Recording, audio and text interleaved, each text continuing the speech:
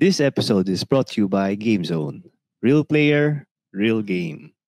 Vice's Perfect Match. Tutulungan kitang hanapin ang perfect match mo. What's your secret? It's complicated. Next, What you see is what you get. it's a match! Just like GameZone, our choice of table game in the Philippines. Get up to 100% deposit bonus plus 1% daily first deposit rebate. Unbelievable talaga! Bitay na ako sa di nakaka-stress. Play for fun. Play responsibly. Gambling is not an accepted way of livelihood and does not solve financial problems.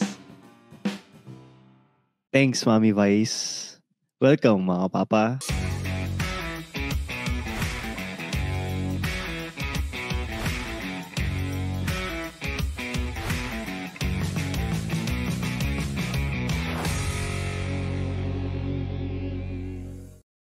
Ito po, Singgo. At kasama pa rin natin si Tristan Ting ng Konichi Mates. By the way, may bagong episode. Pakinggan Oo nyo. nga, may bagong episode yung Konichi Mates na yung cover photo, sabi sa akin ni Masahiro, kamukha ko daw si Kuya Jobert. Dre! Bo! Bo! Tangina mo Masahiro. Na-trash talk pa rin kita kahit di ka nakikinig ng tatayod. Sana makabuntis ka na. So, ayun. So, welcome na naman sa isa na namang episode ng Tatayhood nga. So, ako muntik na akong magsabi ng script ko sa Konichi Mates na sabihin ko ako si Tristan from Australia. Pero yun nga, mali. Tatayhood to. So, tangina kasi itong stream yan. Dinahirapan tuloy ako sa... Nawawala ka ba? Pero, Nawawala ayan, ako eh. alam mo yung wish mo kay, kay Masahiro. Ano yan? God's will yan. If God is willing. Oo, if God forbid, if God's tama. Ano daw if it's willed by God, mangyayari yan, Masahiro. Kahit Oo. naka-condom ka pa, makakabuntis ka. Bubutasin niya yan. Oo, tama. So anyway, dahil nga dahil nga doon sa sinabi nga natin. Meron kasi ako na bigla ko naalala, meron akong nabasang isang article. Kasi siyempre yung mga post ko tungkol sa mga may disabilities, mga either may Down syndrome o may autistic. So sa algorithm ko may dumaan na article na meron na daw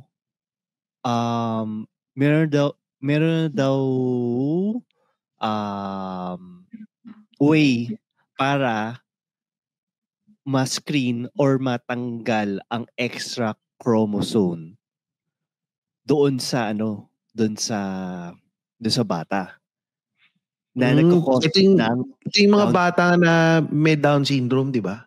Oo, yan yung mga bata na may Down syndrome. The homies with the extra chromie, yung ba yun? Yes, mga chromies. Tapos saktong-sakto, mga Hapon yung mga naka-discover nito. Kaya unang yun. So baka in the future makita ni Masa na kung magkano yung price niya kapag Oo nga. Mga Hapon ang naka-discover. Yung CRISPR ba Hapon yun? Yung nakita ko eh. Yung CRISPR stands short for Clustered Regularity Interspace Short Palindromic Repeats. Ano yun? Hindi ko din alam. Yun yung pero, procedure. Yun yung pangalan ng gene editing. Yung CRISPR. Yun. Pero ganito nga Ingo ito. Sabi nga, 'di ba, gene editing kasi technically parang magiging designer baby ang mga yan 'di ba? Kasi yung umaabot na tayo dun sa point na ginagalaw natin yung yung genes and yung parang we are playing gods. Oo. So babasahin ko lang dito syempre kasi nga medyo religious ako. Meron dito kasing sinabi sa Jeremiah chapter 1 verse 5. Before I formed you in the womb, I knew you. Before you were born, I set you apart. So, ibig bang sabihin, ito based sa sinabi na to sa Bible ibig bang sabihin, pag ginalaw natin yung genes nung bata, nagkakasala na tayo. Ginagalaw natin yung gawa ng Diyos. Ayan, tamang-tama. Kasi sa mga hindi nakakalam, nag-record kami on a Monday. So kahapon Sunday, may nakausap akong taga-seminarista. Tinanong ko yan. Kung based ba sa turo ng Katoliko, bawal ba itong kumbaga immoral ba to? Sabi niya, oo, based doon sa beliefs na kapag, kasi parang yan ang binigay sa'yo ng Diyos eh. So, bawal mo nang galawin. Kumbaga touch move na. Kaya pero, sige, go. Sorry, go. Hindi, kaya sabihin ko sana, kaya nga bawal ang divorce. Kasi kung ano yung pinagsama ng Diyos, bawal na siyang paghiwalayin. So parang ganyan lang din siya. Pero yun nga hindi ko magets dito kasi wala bang flexibility sa religion? Oo, sa religion na parang pag isipin mo, kasi sabihin nating kung hindi man ako, correct nyo na lang ako kung hindi to magiging politically correct. Sabihin na nating may diferensya or may disability yung bata. Tapos, ang way lang is, yun nga, gene editing para mabuhay siya ng tama sa mundo. Ibig bang sabihin, kasalanan na yun? Ibig bang sabihin na gusto mo lang na magkaroon ng magandang buhay yung anak mo? Nagkasala ka na kagad? Parang, though, siguro yung definition baka hindi exactly kasalanan pala. More on frowned upon siya. Na, parang frowned upon siya na parang hindi siya, parang mako-question ang faith mo. Ganon. Patungo dun sa yung faith na binigay sa'yo yan, dapat alagaan mo kasi alagaan mo. yan yung binigay sa'yo ng Diyos. Yun. Parang, pero go, sige, sorry. Hindi kasi dito kasi siguro nung mga panahon na hindi pa usong internet, hindi pa uso ang lithium battery, or basta hindi pa ganun ka-high-tech yung mga bagay-bagay, madami pa rin naniniwala sa ganung mindset eh. Kasi siyempre hindi pa nila alam na posible pala yun in the future. Kaya feeling ko kaya nasulat yun at saka kaya hindi siya masyadong popular sa religion. Pero doon same lang ng pagre-retoke yan eh. Oo, same lang din sa pagre-retoke. Tapos same lang din sa pagre-retoke yun Tsaka ito pa, isa din sa mga questions na naiisip ko is yung IVF din. Parang same banana sila nito eh. Yung mga couples na nahihirapan mag-conceive, parang mag-play God din sila. Ang problema, tapos 2-in-1 yun. Nag-play God ka na, papatay ka pa ng bata. Kasi kapag nag-IVF ka, meron kang 5 egg cells na gagawing fertile. Tapos mamimili ka kung ilan doon yung ikikip mo or ilan doon yung i-discard mo. At ilan doon yung... fertilized eggs pala yun. Yung tinatago. Akala ko pa naman, yung eggs lang. Pwedeng eggs, pero parang since na-fertilize mo na, might as well. Pwede din naman eggs. Pwedeng Yeah. eggs. So, Oo. kung eggs lang, ibig sabihin, hindi mo pinatay yung bata. Ano kasi, hindi pa siya nag-conceive eh. Oo. Pero at least, kung namatay yung husband mo, at gusto mo yung genes ng husband mo, di, ayun. Kuhanan mo na kagad, no? Paputukan mo na Oo. kagad. Ay, Oo. Pero ayun, yun yung mga questions doon ng yung modern science versus faith. Kaya nga may question tayo na kung tayo binigyan ng sorry, naging religious tong topic na to. Kung tayo binigyan ng knowledge ni God para i-design yung kapwang tao, dapat magawin natin. Tama ba yung phrasing ko? Tama ba yung Tagalog ko? Kung kaya mo, dapat mo bang gawin? Yun na lang. kung ang ibig mo ba sabihin kung nagkaroon tayo ng ability para i-redesign yung gawa ng Diyos, gagawin ba natin? Oo. Tama ba itong gawin? Tama ba itong gawin? Kasi, Ayan. well, tingin ko ito sa akin kung para sa ikabubuti ng marami, bakit hindi? And I think, pwede mo rin kasing sabihin na, kung lalo na yan, yung mga, ano tawag ulit sa kanila? Sa mga Down syndrome, hindi ko nang matawag ng iba Sa mga may Down syndrome. Ang pala sa kanila, ang politically correct term sa kanila ay trisomy 21. Trisomy 21. Kaya 21 na lang. Hindi, parang mas mahirap sabihin yun. Down na lang, downer. Mga down. Parang to anyone 21 21. Pero yun, mga downies. Yun nga, yung mga downies. Isipin mo kung kaya palang i-edit. Kasi dito nga sa Australia, di ba? Legal na ipa-terminate pagka na-detect na may Down syndrome. Pwede mo ituloy, pwede mo So, kung meron ng gamot na ganyan. Before ipanganak o after ipanganak? Hindi, before ipanganak. Okay. Sige. Deciding kayo. Wala. Sige, sorry. Kasi may screening. So, may screening dito na bago ipanganak, i-check kung sobra ng chromosome. Oo. Yun nga, Down syndrome, screening. Tapos, kayo yung magde-decide. Yung mga magulang magde-decide, terminate or itutuloy. Na minsan, ako nagigets ko rin yung mga ibang magulang na nagde-terminate. Kasi masama rin sa loob nila yun kumbaga, hindi rin nila gusto yun.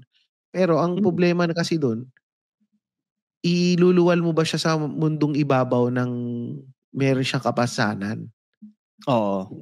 And lalo na ngayon, tong CRISPR na tong gene editing na to, nalaman mo may ganung sakit yung anak mo or kapansanan, hindi pala sakit. Tapos nakita mo meron palang way para ayusin to. Bakit hindi mo naman gagawin? Para naman sa kanya yun. Mamimili ka lang kung papatayin mo o... Yun nga. Papatayin mo ba o babawasan mo ng chromosome. So kahit saan ka pumunta, parang kasalanan pagdating doon sa religion.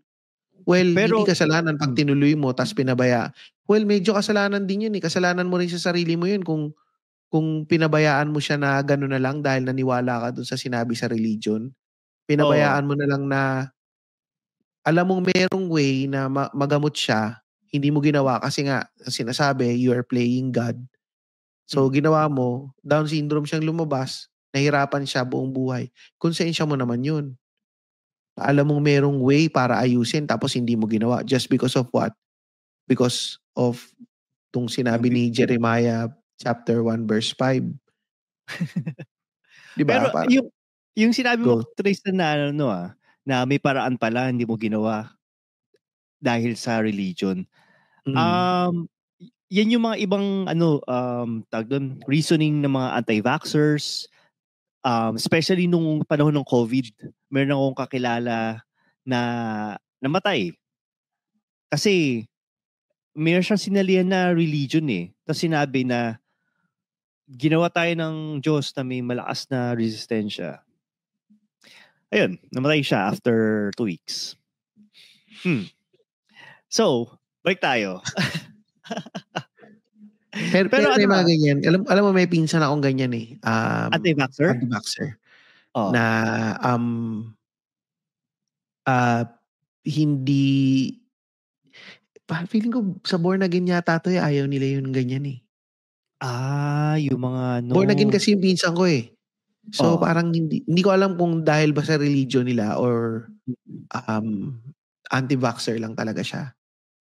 Hindi sila although buhay pa naman siya. So, pero yun nga, yung risk eh. Oo, yung risk masyadong mataas. Swerte niya, hindi siya Hindi siya natapuan ng natigo. COVID. Oo.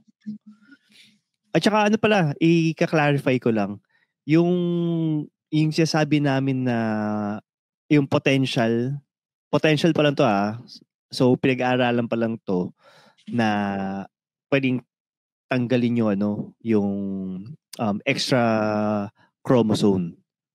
Anong letter ba yung extra na chromosome pagka Down syndrome? Y o X? Yun ang di ko sure eh. Kasi feeling ko, ano ba yun sa babae? XY. XX. XX. Feeling ko X. Kasi both parents to eh. So, lalaki babae, parang may X chromosome. Sa mga nakikinig correct nyo kami kung ano bang letter yung chromosome. Comment nyo yan dito sa Spotify. Kung anong letra ba ng chromosome yung extra. X ba o Y? Di, alam ko yung mga babae pwedeng maging triple X eh. Baka yun yung Well, i-comment nyo na lang. Comment nyo na lang yan or mamaya i-google namin yan after nitong recording. So, pero go, sorry, Ingo. Hindi, pero sabi ko sana na yung procedure na to maybe sensationalized, pero yung potential na ethical discussion, mga religious discussion, mangyayari yan. Isa yan sa mga pwedeng mangyari. Ayan, sorry. Tristan. Teka, ito nga kasi binabasa ko yung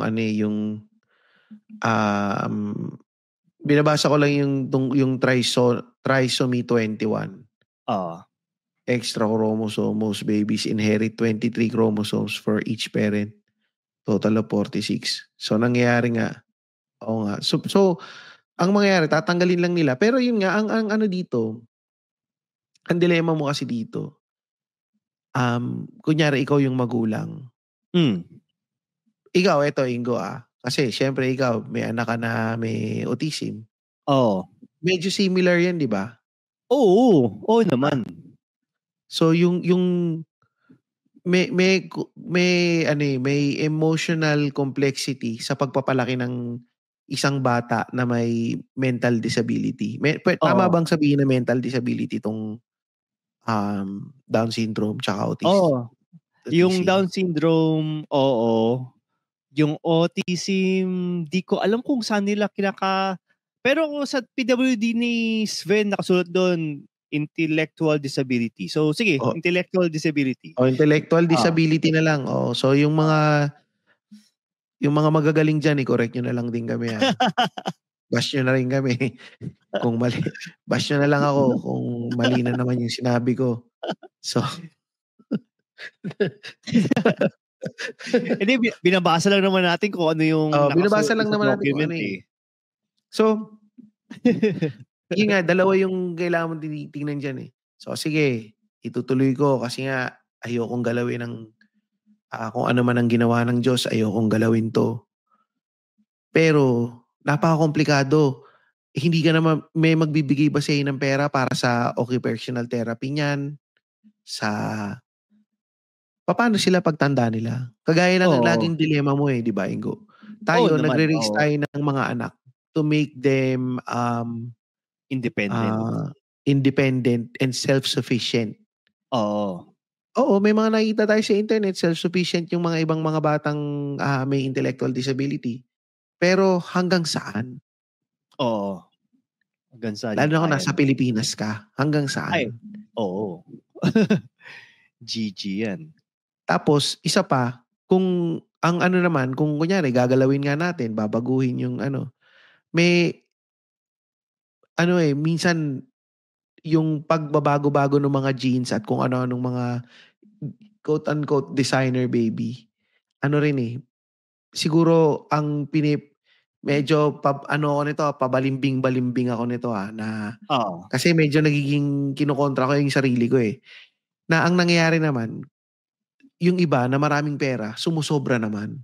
Yung talagang playing God na talaga na, gusto ko yung mga anak ko babae tsaka lalaki. Yung gusto ko anak ko lalaki lang. Parang nasisira naman yung balance ng nature. 'Di ba? Minsan, gusto ko kambal ang lahat ng anak ko. Gusto ko 4 na pares na kambal yung mga anak ko. Parang yung may-ari ng pabango. Si Joel Cruz. O, 'di ba? Tangina, imposible naman yun na hindi designer babies yun. Kasi, sipin mo ilang pares yun, tas lahat kambal. Tapos yung nanay, yung mga surrogate mommies, mga 'di ba? European. So, ang nangyayari naman parang, ang hirap naman nun, parang manonormalize na parang nagsha-shopping ka lang, na nagde-design ka lang ng computer. Na gusto ko yung computer ko, ito yung baka sa susunod gusto mo 3 na yung kamay ng anak mo. Siguro yung sinasabi naman sa religion is more on dapat may balanse. Kasi ang lahat ng sobra, masama. Oo. Pero kung for the greater good naman yung gagawin, siguro tingin ko, hindi siya masama Well, si Hitler, yan din yung iniisip na for the greater good yung ginagawa niya na gusto niyang gumawa ng isang perfect race, yung Aryan race. Pero yung sinasabi mo designer babies. Sa mga kasintanda namin ni Tristan, feeling ko napanood niyo na tong Gattaca, Gattaca. Andyan si Jude Law, andyan si Ethan Hawke, andyan si Uma Thurman. So essentially, yung sinabi ni Tristan na designer babies, yung lahat ng mga attributes na gusto mo sa kanya, gusto mo matangkad, gusto mo blue yung mata, gusto mo ganito yung features, gusto mo matalino. Yan yung parang concept ng Gattaca na para siyang naging matinding racism na kung hindi ka designer baby, hindi ka pa pwede pumasok sa mga prestige na companies, hindi ka pwede maging astronaut kasi sila lang yung may skill na pwedeng yun. Yung bata pa lang yung parang storya rin pala nung sa Superman, na isang Superman movie na bata pa lang may destiny ka na kung ano yung gagawin mo. Ikaw design ka as a sundalo, ito design to as a scientist. Yung mga bata sa Krypton. Di ba? Yung bata sa Krypton, di ba ganun? Kaya nga, di ba, in-embed lahat kay Superman, lahat yung DNA ng mga bata. Kasi parang dala-dala niya yung buong planeta nila. Kasi nga, gusto niyang magkaroon ng freedom of choice. Parang ganun. Yan yung Superman ni Henry Cavill. Ni Henry Cavill. Diyan in-explain. So anyway, break tayo doon sa parental dilemma. Tsaka sa tingin ko, isa ding dilemma dyan is siguro philosophical dilemma ay kung nag-delete ka ba kapag nag-inedit mo ba yung anak mo na may potential na disability, anak mo pa ba yun o iba na siya? Oo nga, no? So, hindi na siya talagang galing sa'yo, no? Oo. So, yan yung medyo philosophical dilemma. Kasi kumbaga parang nagkaroon siya ng spare part. Oo, or binawasan mo siya. Oo.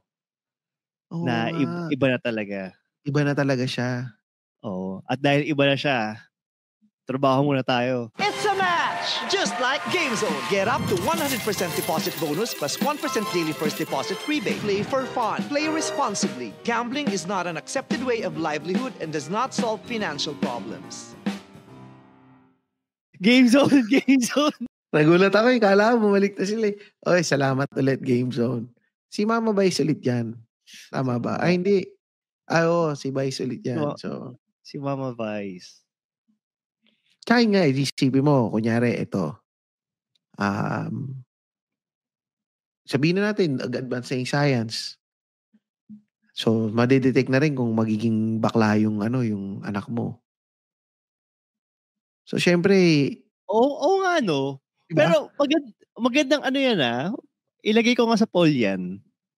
Kasi, paano kaya kung merong way para malaman kung maging homosexual yung Oh. anak mo, tapos i-choose kung tatanggalin mo yung gay gene, kumbaga. Oo, di ba? Oo Oh, nga, di, no? Maganda yan, ibig sabihin, pwede na rin tanggalin yun? Or papabayaan mo ba na, well, eto sa ngayon sa mga tao ngayon, alam mo naman yung mga iba dyan, pagka sinabi nila in public, sasabihin lang, hindi ko tatanggalin. Pero sa loob-loob na, hindi, tatanggalin ko yan. Kasi natatakot silang mabash eh. Ako, ang reason ko dyan kung bakit ko tatanggalin. Kasi ako maiisip ko lang ang hirap ng buhay ng mga bakla. And ayokong madanasin ng anak ko yun. Kung paano silang na kasi syempre, naghahanap sila ng pagmamahal eh. Pag Oo. inisip mo, ang hirap maghanap ng pagmamahal. Kunyari, isa kang bading na ang gusto mo, pagmamahal ng isang tunay na lalaki. Kung bading sa bading, oo, pwede. Pero kung may mga ibang bading na naghahanap ng pag-ibig ng totoong lalaki, kasi gusto nila, babae sila eh. Kailangan mo Straight. maging super yaman, kailangan mong, di ba? As in, marami kang kailangang ma-achieve sa buhay bago ka mahalin. And the fact na ganun, hindi ka pa sigurado kung talagang mahal kang totoo nung straight na lalaki. Oo, baka hinuhututan ka lang. Oh, baka pera lang yung habol siya. Eh, lagi naman nagiging joke yan di ba? So, parang Oo. pag inisip mo, kung, kung hindi mo ipupush yung, kung may magagawa ka na way to baguhin yun, bakit hindi? Na Hmm. maging straight na lang siya, makahanap siya ng, ewan ko, baka maano ako dito sa mga sinasabi ko. Pero, yun lang naman yung point ko. Kaya nga, wala naman akong hate towards um, sa mga bading or sa O, mga homosexuals. Siguro more on ano lang ako, um, parang hindi ko, parang na-empathize ko lang na naghahanap ka ng pagmamahal sa kapwa mo babae or kapwa mo lalaki na medyo mahirap siyang kuhanin, mahirap siyang makuha. totoo yung sinabi ni Tristan na hindi siya homophobic. Sa katunayan nga, kung piliin kami ni Tristan na na kung magkaroon kaming homosexual na anak, pipiliin namin lesbiana eh. Parang, Tama. parang babae, medyo acceptable eh. Pero yon hindi kami kumbaga preference lang namin na okay lang kayo magmahalan. Anyway, bago pa ako Oh, love sabihin. wins. Hindi, ito, love wins naman eh. Hindi, pero ito, Ingo, sasabihin ko lang din, idadagdag ko lang din kasi. Maganda nga tong nasabi ko nga na ilagay mo sa poll. Kasi nga, Oo. karamihan ng mga bading sinasabi nila, pinanganak silang ganyan eh. So baka Mm. nga merong gene Mm. na hindi talaga environmental, talagang sadyang yun lang, It's naging, you talaga. oo, yun It's talaga. So, them talaga. Oo. o di ba? Parang baka nga may pwedeng i-edit din. Oo. Yung lang, gay gene hindi namin sinasabi na bakit hindi nilang i-edit yung Oh, yung hindi. gender. O kung may Kung, kung may pagkakataon lang. And speaking of gender, Ingo, sabihin natin ito, nagkakaroon di ba ng mga moral chuba-chuchu na pag-edit mo ng mga may Down syndrome. Itong mga to may kapansanan to. Gusto Oo. lang natin silang mabuhay ng normal. Mm. Yung mga iba nga eh. Ba't yung mundo ngayon tinatanggap nila yung pag-edit ng kasarian? Oo nga, Bakit ba't walang nagpoprotesta, walang nagsasabi na, oh hindi, mali yan. Morally, mali yan. Hindi yan ganito. Ito nga, tinutulungan natin yung mga magiging magulang ng ng mga may Down syndrome eh. And tinutulungan din natin yung mga anak nila. Pero nagkakaroon ng ano tawag dito? Ng Ah, divide? o divide na yung iba sinasabi, yun nga, yung religious stuff na um, dahil yan yung binigay sa ng Diyos, yan na yung tanggapin mo, bla bla bla, ganyan-ganyan. So, although sa bagay, sa mga trans din naman, ganun din sinasabi ng mga religious. 'Di ba? Pero marami nagsisimba naman na trans, tanggap pa rin naman sila eh. So, Oo. tingin ko okay lang tong mga CRISPR. Tsaka itong sa Down syndrome, meron silang long-term na mga morbidity, mga comorbidity. Isipin mo, hindi ka lang may Down syndrome, meron ka pang ibang sakit na potential.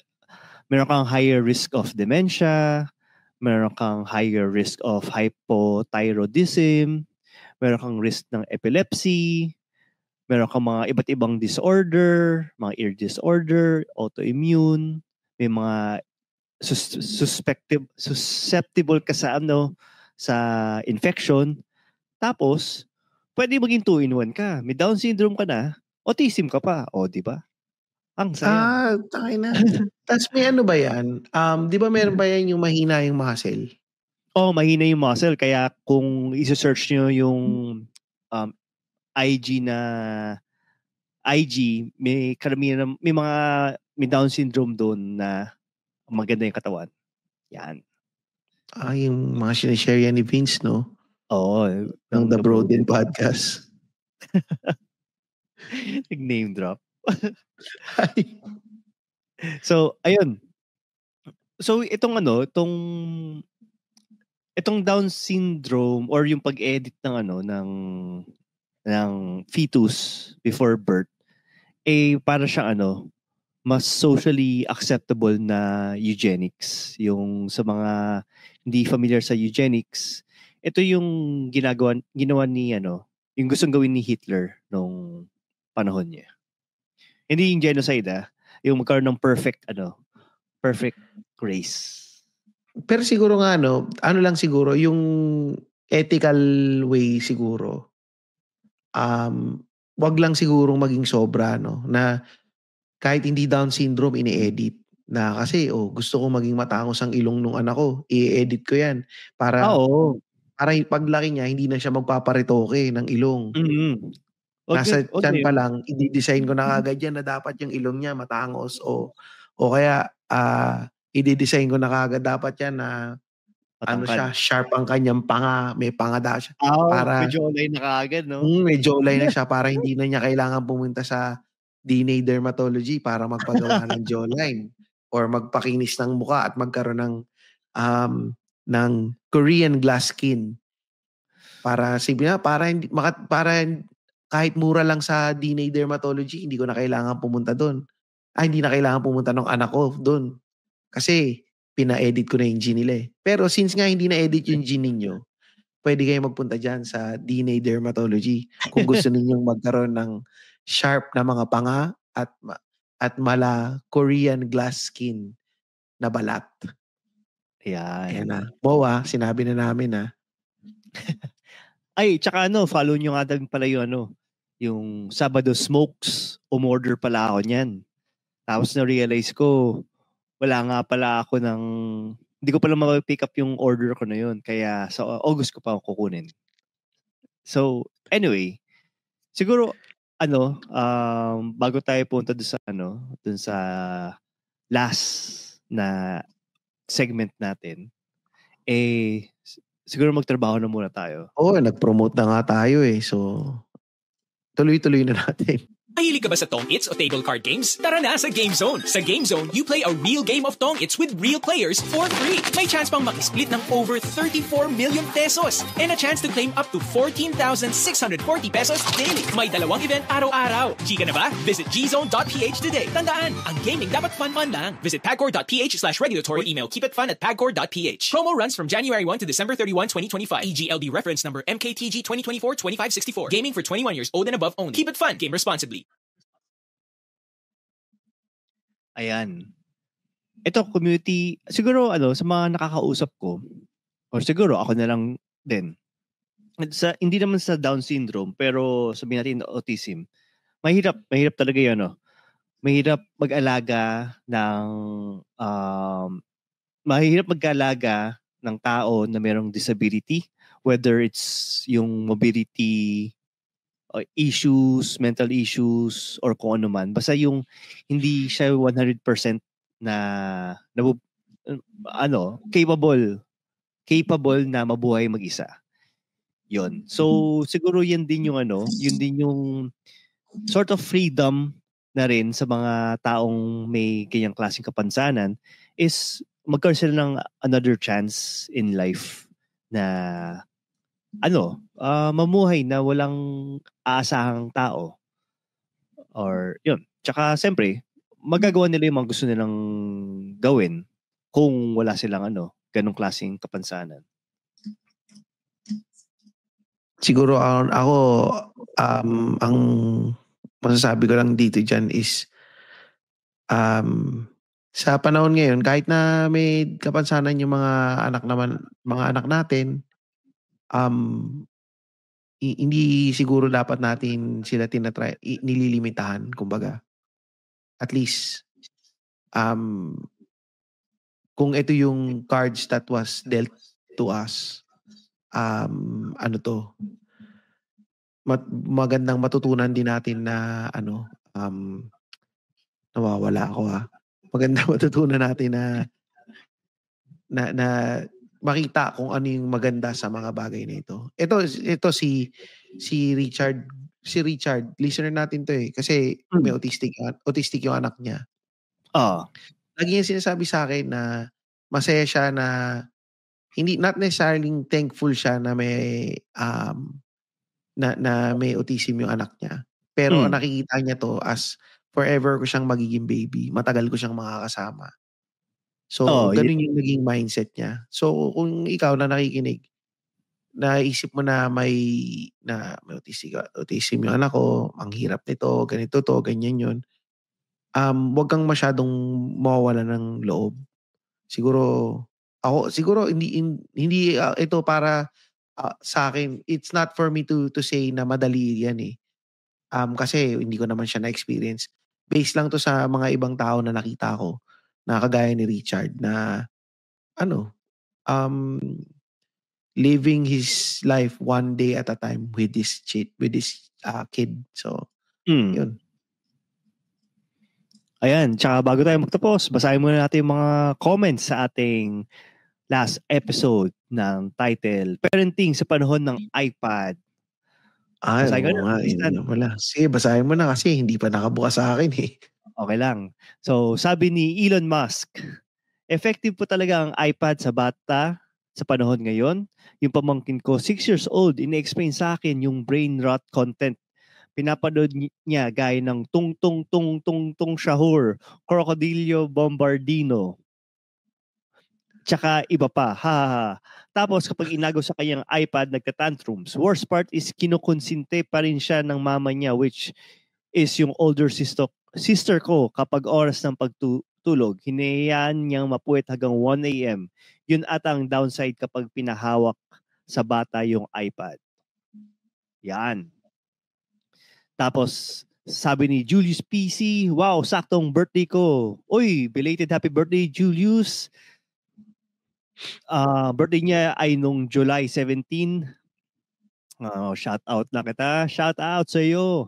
Ako when I listened to this episode, well, both attention and connection ay needs ng children. I've been working as a preschool teacher for over a decade na here in Taiwan. Following routines is helpful for them to navigate daily life structures. Basically, children loosen up if they feel safe. Pag may tantrums ng bata, a change of environment is necessary. My take on screen time is fine as long as in moderation. Children needs to be exposed to helpful stimuli for their development. Tapos, may reply dito, limited kasi okay. So, sabi niya, sarili niya, comment. Limited kasi yung character spacing for comments here in Spotify, but gets nyo naman ang message kahit na mali or napaikli ang spelling. Okay na yun. Cheers mga paps. Okay, ito. Si Marv Kapuyan. Solid episode. Wala ka na bang ibang sasabihin, Marv? Wala na. Tapos, ito si Jomar Estueta. Nabasa ko na ba to? Hindi pa. Ito, first daw siya. Ako lang ba masaya pati dito pala nagmumura na ulit si Tristan Ting. Nice episode as always. Putang ina mo, Jomar. Ito, Ay. sabi ni Edmond Pogi, off topic. Pero katulad ni Ingo, may primer din ako sa bunso kong lalaki bago siya tuliin. Weeks before circumcision niya, nire-remind ko na siya palagi na, magpapatuloy na tayo sa ganitong date ha. Tapos last, sabi ni Jay Cueto, -6, great topic and discussion. Not a father yet, but I always babysit my wife's 4-year-old kid and very relate to. Okay. Pero Ingo, ito tatanong ko sa'yo, paano pagkatutulian na si Sven?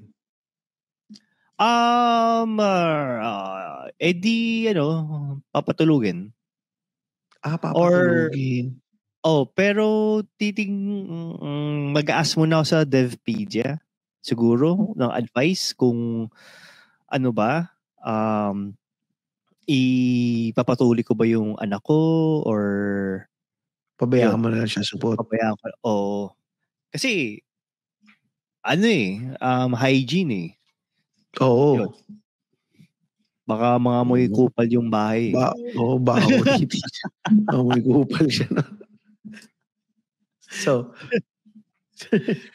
So yun, tsaka yun sa mga nakikinig, sabihin ko na naman ulit, baka may magsabi niya, pa-comment ako ng pa-comment.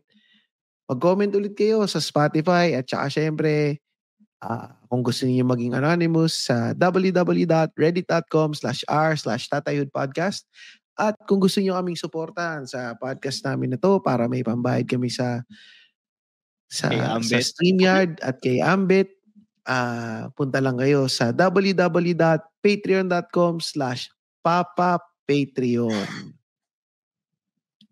Ayan, salamat sa mga nag-join sa aming recording, si Mark D at si Marbs Kapuyan. Wala na. Kanina may mga nandito pero yun, shoutout na rin sa mga kaninang hindi nag-comment. So, salamat mga papa. Salamat mga papa.